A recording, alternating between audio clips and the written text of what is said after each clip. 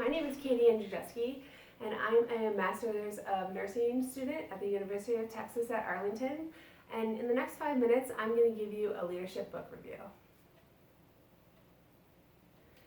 So the book that I chose was Walk the Walk, the #1 Rule for Real Leaders by Alan Dutchman. So Alan Dutchman is a 27-year veteran when it comes to journalism. He's an author, a journalist, and a professor. He works at the University of Nevada in Reno, and he's the author of 5 leadership books. So the purpose of this book is for leaders and aspiring leaders to understand leadership. And he talks about 3 separate and not equal practices of leadership. One is leadership, the second one is lemmingship, and the third one is stewardship. And he defines all of those in the context of what it means to be a leader. Another purpose is to illustrate the purpose of leadership through real life experiences and leadership stories from leaders such as Martin Luther King Jr., Steve Jobs, Jeff Bezos, and Sam Walton. And finally, it demonstrates how leaders' actions are more important than their words. So the target audience for this book is leaders from different industries and any current or aspiring leaders. This book has several strengths. The first one being that it was very easy to read, and it had great visualization, so you could imagine the leaders in their industries. It identified leaders throughout history, and it made connections to modern day leadership. It also describes leaders from different industries, and it illustrates how their actions can be applied to various leadership ventures. Let's see.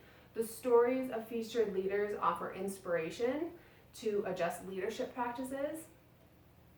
And it describes and gives examples of the rule of 1 or 2, which demonstrates how top executives utilize this leadership practice to make decisions. And the best example that he gave in the book was Jeff Bezos from Amazon, and how his #1 rule was the customer, so he always put the customers first, and every time he had to make a decision, he would think of how it was going to best affect the customers.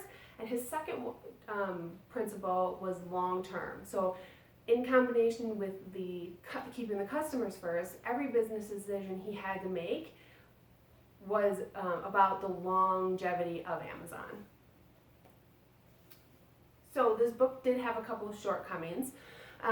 So the first one off the bat was that there were very few stories directly related to healthcare, which made it a little challenging to abstract some of the leadership lessons and apply them directly to leadership, or directly to healthcare.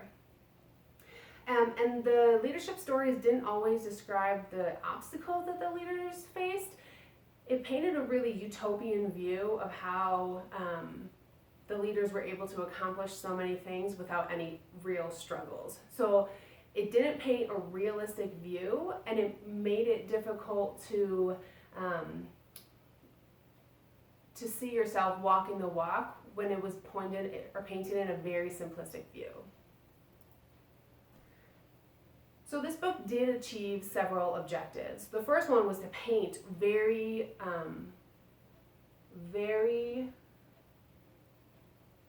telling leadership stories where leaders walked the walk of their people.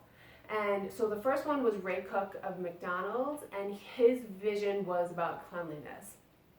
He wanted his restaurant to be the epitome of cleanliness, which would then demonstrate the quality of his product. So he cleaned, and he taught his staff how to keep his restaurant as clean as he wanted, and he had immaculate cleaning techniques.